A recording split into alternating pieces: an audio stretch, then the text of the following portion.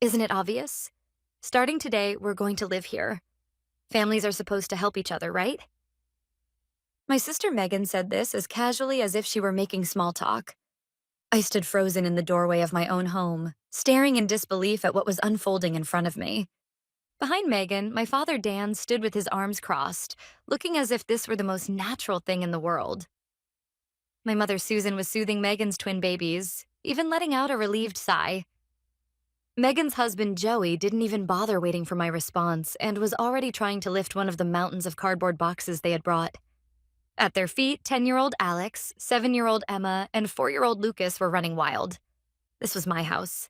The one sanctuary I had poured my entire life into securing. Did they take my silence as agreement? Or had they simply decided my opinion never mattered in the first place? Then my mother delivered the final blow. Words so unbelievable they sliced into me with cold, deliberate precision. Think about it, Hillary. This house is far too big for just one person. What a waste. Use it for your family. That's your role now that you're 32 and still single. That single sentence blasted away the fog of confusion clouding my brain. In its place, a hot, rising anger surged from deep within me. My life, my effort, my choices, all dismissed as nothing more than a convenient pawn, a cushion for their failures. And now they were shoving that reality right in front of me. The kids, oblivious to the tension among the adults, had already stormed inside the house. Alex was bouncing on my beloved sofa. Emma had grabbed the TV remote, blasting an anime at full volume. But I couldn't afford to explode. That would be exactly what they wanted. As a financial manager, I'd trained myself to stay calm and analyze numbers and facts with objectivity. That discipline was the only thing keeping me from losing control. I took a long, deep breath. Then, as steadily as I could, I said, "First, stop bringing your things into my house. And then tell me, step by step, what exactly happened? Because I have never once heard anything about you moving in." For a moment, my mother looked genuinely startled, but she recovered quickly, slipping back into her usual tone. "There's nothing to explain. You already knew Megan and her family were struggling, didn't you?" That sentence cracked open memories I had kept buried. I knew my sister had thrown herself into her so-called difficult situation. I remembered the day that reckless plan began. How I warned them over and over again, and how not a single one of them listened. It all started one Sunday afternoon, a year ago. We had gathered in the dining room of the house Megan had inherited from our grandmother. Grandma had left the house to her because, unlike me, who was already independent, Megan was married with children. She wanted to give her a stable foundation for the future. Megan had invited the entire family, saying she had an important announcement. "Listen, everyone, we're finally going to make our dream come true." With a bright, excited voice, Megan spread a proposal across the center of the table. On the cover of the proposal, the words "Natural Glow" were printed. It was the name of the organic cosmetics online shop the two of them planned to launch. "This isn't just any skincare line. These are real organic products, 100% pure ingredients that are good for both the earth and your skin," Joey said, his voice full of fervor. According to them, consumers were fed up with chemical-filled products saturating the market and were desperate for their authentic alternative. "That's wonderful. That's my girl," my father exclaimed without hesitation. "What a beautiful dream," my mother said, sounding genuinely moved. But I, out of habit as a financial manager, stepped back mentally and observed their excitement with a touch of caution. Having dreams is wonderful, but a business cannot be built on dreams alone. I quietly reached for the proposal, and after flipping just a few pages, I found the first and biggest red flag. Under the funding section, they had written, as if it were nothing, "Funds, sell Grandma's house. The house our grandmother cherished and lived in until the day she passed. The one she left to Megan, filled with all our memories. And they wanted to use it as the first stake in this wildly optimistic fantasy they called a business plan." A chill ran through me. "Wait, Megan, you're not serious, right? You're going to sell the house? That house is something Grandma left you because she wanted it to be your foundation. It's full of our memories." At my anguished words, Megan sighed with a look of pure exasperation. "Oh, Hillary, you're doing it again. You're too sentimental. Memories don't put food on the table. This is an investment in our future. Grandma would be happier knowing I used the house to follow my dreams instead of clinging to it. Joey nodded, talking to me as if I were a clueless child. She's right. Clinging to an old house is such an outdated mindset, Hillary. We're looking at a much bigger future. You should try broadening your horizons. Yes, exactly. My mother chimed in, raising her voice as if shielding Megan. What matters is the dream ahead, not the past. Support your sister's big challenge. I was speechless. Appealing to emotion was useless. I forced the anger and sorrow swelling inside me deep down. I closed my eyes tightly, then opened them again, putting on my professional mask, the calm face of a financial manager. Fine. In that case, let me ask a few questions, from a business standpoint. I spoke as gently as I could. First, about this pricing. Your flagship product, the beauty serum, its cost is nearly $50 per bottle, right? And you're planning to sell it for $60. Is that correct? Megan beamed proudly. Of course. We're using the highest quality organic oils from around the world. Naturally, the cost is high, but for this level of quality, $60 is practically a bargain. I steadied myself, fighting the urge to rub my temples. Megan, a business can't survive on that. From that $10 margin, you two have to cover website maintenance, marketing, shipping, packaging, and most importantly, your own living expenses. Have you calculated any of that? At this price, the more you sell, the deeper you go into the red. Even if you sell out your entire first batch of inventory, you might not even have enough left to pay for the next round of supplies.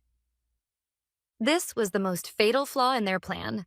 They were intoxicated by the phrase, the best ingredients, completely ignoring the core fundamentals of business, cost analysis and profit structure.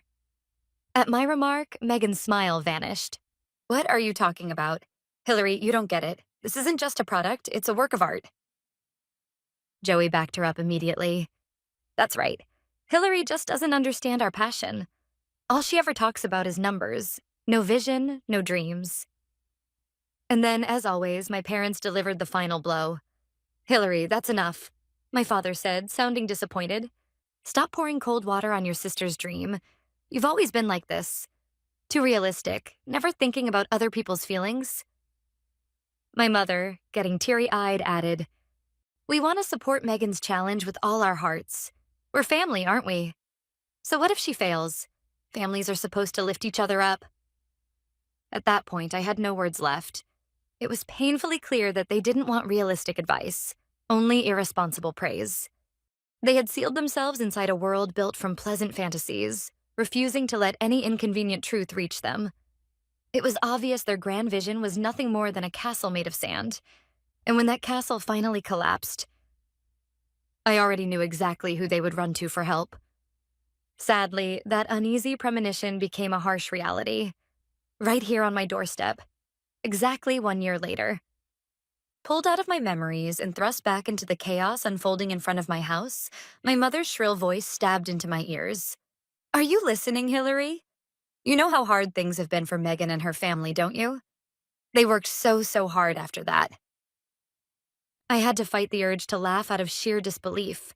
Their hard work had resulted in losing our grandmother's cherished home, accumulating $200,000 in debt, and now barging into my house. Shaking off the despair that had clung to me since that day a year ago, I spoke clearly and firmly. Absolutely not. Every ounce of my will was poured into those words. I refuse. Megan and her family will not be living in my home. Not now. Not ever. At that clear refusal, everyone present froze in place.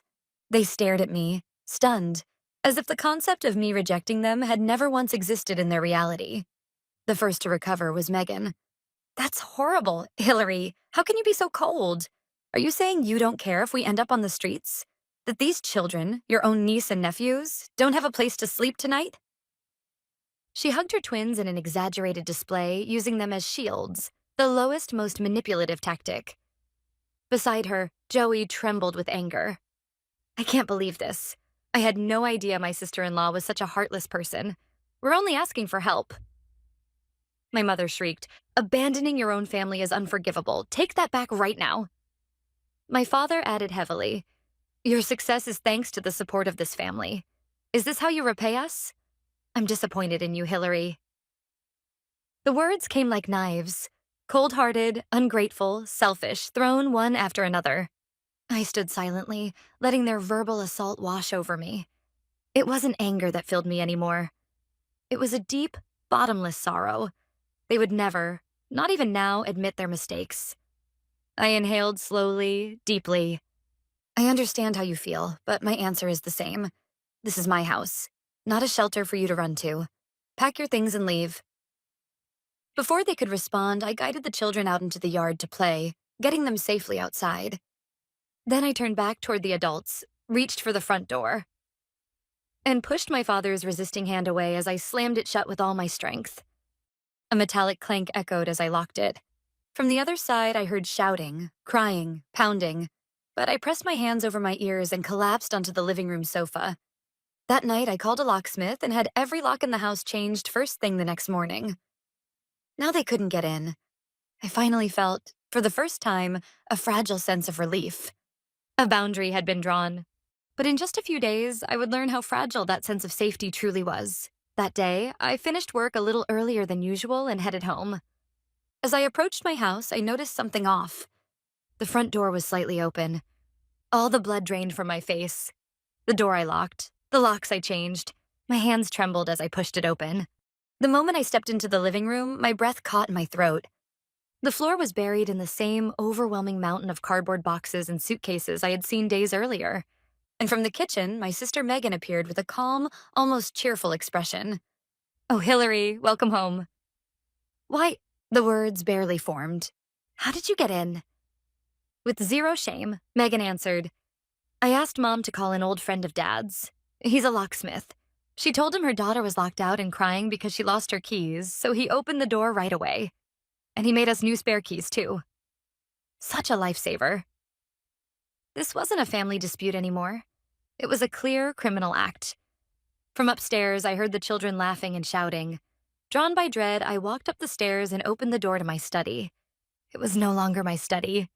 The walls were smeared with messy swaths of pink and blue paint, and cute animal stickers were plastered everywhere. The expensive reference books and files I had carefully collected for work were stacked haphazardly on the floor, buried under piles of children's toys. And at the center of the room stood a bunk bed and a tiny crib, placed there as if they had every right in the world. My sanctuary had been transformed, without my permission, into a perfect children's bedroom. "What have you done?" As I returned to the living room in shock, Megan's voice came from behind me. "I'm sorry, Hillary, but the kids needed their own room, you know? It's not like you used that room for anything other than work." Rage washed over me, darkening my vision for a moment. I spun around and shouted, "Get out, all of you! Get out of my house, now!" Just then, Joey came in from the front door, stepping directly between me and the exit. "That's not happening. We don't have anywhere else to go." And right on cue, Megan burst into tears again. "Please, Hillary, don't do this. You can't throw us out. Do you really want these children out on the streets?" Her sobs echoed through the open doorway, spilling out into the neighborhood. I caught the silhouettes of neighbors peeking through their windows, watching. Megan immediately seized the opportunity. "Everyone, please listen. My own sister is trying to throw my small children out of the house." Then she began calling our mother over and over, crying dramatically into the phone. "Hillary kicked us out. She threw out our whole family. The kids will have nowhere to go tonight." Once my mother heard Megan's version of events, she spread it even further. Within hours, my phone began lighting up relentlessly with messages and calls from aunts and cousins. "How could you do something so cruel? Your poor mother is devastated. She might collapse from the stress." They swallowed Megan and my mother's one-sided story whole, eagerly casting me as the cold-hearted villain. No one wanted the truth. No one listened, even when I explained calmly and logically. Against the emotional narrative of the poor, suffering little sister, logic stood no chance. Anyone else might have broken at this point, but instead I came to a decision.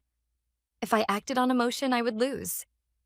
If I played the hysterical older sister, I would be giving them exactly what they wanted. So I had to do the opposite. The next morning, I deliberately put on an exhausted, defeated expression. In a trembling voice, I spoke to Megan and Joey. All right, I understand. I was wrong. For a moment, the living room fell silent. They seemed unsure how to interpret my words. You're right. Families should help each other. If it's only temporary, you can stay here. I'm sorry. At my declaration of surrender, their faces lit up instantly. They truly believed it. They believed I had finally broken, that their pressure had won. Really? Hillary, thank you. Megan ran up to hug me. I allowed it, keeping my expression hollow and lifeless. They didn't realize what was actually happening. This wasn't surrender. It was a silent declaration of war. I pretended to allow them to live with me, while quietly advancing my plan behind the scenes. My plan was simple. I would get rid of the battlefield altogether by selling the house. After all, I hadn't purchased this house solely as a place to live. I had also bought it as a long-term real estate investment. And fortunately, development in the area over the past few years had driven property values far above what I paid for it. This house was no longer a place of peace. So if it had become nothing more than an asset, then now, at its peak value, was the perfect time to sell. Rather than fighting on the battlefield, I would simply obliterate the battlefield itself. That was the ultimate solution I reached. From that day on, I began living a double life. Inside the house, I played the part of the understanding older sister. When they broke house rules or used my belongings without permission, I simply forced a weak smile and said, "It's fine. Don't worry." They relaxed completely, convinced I had submitted. But the moment I stepped outside the house, I became a ruthless investor and the executor of my plan. Beneath the surface, a massive current had begun to swirl. My double life lasted for nearly 2 months. And during that time, their foolishness knew no limits. My quiet study had been completely transformed into the children's playground, and the living room had become Joey's personal gaming room. And I accepted all of it. Every intrusion, every violation. The more they let their guard down, the more smoothly my plan progressed. The real estate agent I had hired was remarkably competent. He assessed the value of my house with precision and discreetly began listing potential buyers through his private network for affluent clients. Showings were scheduled during the few hours I managed to lure Megan and her family out of the house by calling it a weekend picnic. Of course, they had no idea that those picnics were nothing more than a tactic to buy me time, a step toward deciding their fate. Then, on the afternoon of the 68th day since my plan began, my phone vibrated quietly. A short message from the agent. "We found a buyer. The offer exceeds your expected price. Shall we proceed with the contract?" I took a deep breath and replied with a short reply. "Yes, please." From that moment on, everything moved with astonishing speed. I signed the sales contract. The buyer wired the payment, and finally, the ownership of the house was legally transferred from me to the new owner. The house was no longer mine. And then came the day of reckoning. Friday, 5 p.m. When I returned home, everyone was already gathered in the living room. A few days earlier, I had informed my parents, "We need to talk about the future of the family. You must come to the house." They were convinced, absolutely certain, that I wanted to negotiate the terms for formally accepting Megan's family as permanent residents. My sister's family was as loud as ever, laughing at the TV, and my parents sat on the sofa with hopeful, expectant expressions. "Welcome home, Hillary," my mother said. At the exact moment I took off my coat, the doorbell rang. Joey sighed dramatically and dragged himself to the door. Standing outside was a sharp-eyed man in an expensive suit. It was Ben Irving, the attorney I had hired. "Good evening, I am Ben Irving, attorney for Miss Hillary Anderson, Mr. Dan Anderson, Miss Susan Anderson, Miss Megan Watson, and Mr. Joey Watson. You are all present, I assume." At the emotionless tone of his voice, the laughter in the living room stopped instantly. My father stood up frowning and walked toward the entrance. "Hillary's lawyer? What is this about?" Irving remained completely unfazed by my father's intimidating posture. He opened his briefcase and took out a document. "I'll be direct. My client, Miss Hillary Anderson, sold this property 3 days ago to a Mr. Gale. The transfer of ownership was officially completed earlier today." He raised his voice slightly so that everyone in the living room could hear clearly. "You are currently occupying Mr. Gale's property without any legal right to do so. This is your formal eviction notice. You are required to vacate the premises and remove all of your belongings within 72 hours by Monday at 5 p.m. Everyone in the room froze. What? What are you talking about? My father snatched the documents from the lawyer's hand, his voice trembling. As he scanned the page, the law firm's logo, the formal and indisputable wording, his face twisted with despair. If you fail to vacate the premises by the deadline, Ben continued, his tone cold and unwavering, the new owner, Mr. Gale, will file for immediate court-ordered eviction. In that case, the record will remain on your credit history. I advise you to make a wise decision. With that, Ben gave me a brief nod, said, "Excuse me," and quietly took his leave. The sound of the door closing echoed through the living room. And then, like a dam bursting, chaos exploded around me. "Hillary, what the hell is this? Explain yourself." My father's roar shook the entire house. No, Hillary, tell me this isn't true. Our house sold?" Megan grabbed my arm, sobbing hysterically. My mother collapsed to the floor, wailing, "You're abandoning Megan's family?" But none of their words reached me anymore. Slowly, I unwrapped Megan's fingers from my arm, looked at each of them, stunned, enraged, disbelieving, and spoke clearly. "My house. My decision. This is the line between you and me." My words poured into the inferno of their confusion and fury. For a moment, a silence as if time had stopped dominated the living room. And the next instant, my father's furious roar, like nothing I had ever heard, shook the walls of the house. "Don't mess with me." He kicked the low table across the room. My mother slumped to the floor, muttering, "What kind of daughter? She's a devil." Megan screamed, cursing me through her tears. "My kids will be homeless because of you." Joey punched the wall, shaking with rage. And yet, my heart was perfectly still. Their words no longer pierced anything inside me. I turned away from them, walked upstairs, and picked up the single suitcase I had packed in advance. Then, passing through the chaos around me, I quietly opened the front door and stepped outside, without looking back even once. That house was no longer mine. I walked straight to the hotel I had booked and turned off my phone. For the next 72 hours, I spoke to no one. I slept. I read. And I thought about the life I would build from here on. No matter how much they screamed, cursed, or begged, it no longer mattered. They were no longer negotiating with me. Monday, a little after 5 p.m., a short message from Ben confirmed everything. Eviction confirmed as of 17 o'clock today. I later learned what happened. They had barricaded themselves in the house until early Monday afternoon, doing absolutely nothing, probably clinging to the delusion that I would come crawling back out of guilt or that this entire situation was some twisted joke. But when Ben returned at 4 p.m. with 2 police officers, they finally realized it was over. They packed in hysterics, shoved the screaming children into their minivan, and fled the house at the very last minute. A few days later, I asked Ben to file for a restraining order in family court. It was the final, and most necessary, boundary to protect my workplace and my new residence. Given everything that had happened, the court approved it quickly. About a month after the incident, I received a phone call from my aunt, the same aunt who had once called me heartless. To my surprise, her voice carried an apology. She explained that Megan's family, with nowhere else to go, had moved into my parents' tiny old house. With no privacy, financial strain, and constant bickering, the household had become a battlefield. Megan and my mother complained nonstop, made endless demands, and exhausted everyone around them. And soon, people began to notice the contradictions in their story. At last, the truth surfaced. They finally understood the reality I had endured, and that my decision had been the last, necessary act of self-preservation. After that call, apologies began to trickle in from other relatives as well. I accepted their words quietly and answered only, "It's over now." I didn't feel anger, nor forgiveness, just closure. It was enough that the truth had finally returned to where it belonged. Now, I live in a bright, sunlit apartment high above the city.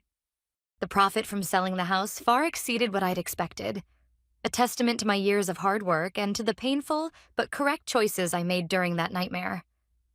I lost my family, but what I truly lost was the chain of blood that had tried to bind me, the people who sought to exploit my life for their own comfort. And in their place, I gained something far more valuable, control over my own life, and a peace of mind no one can take away from me.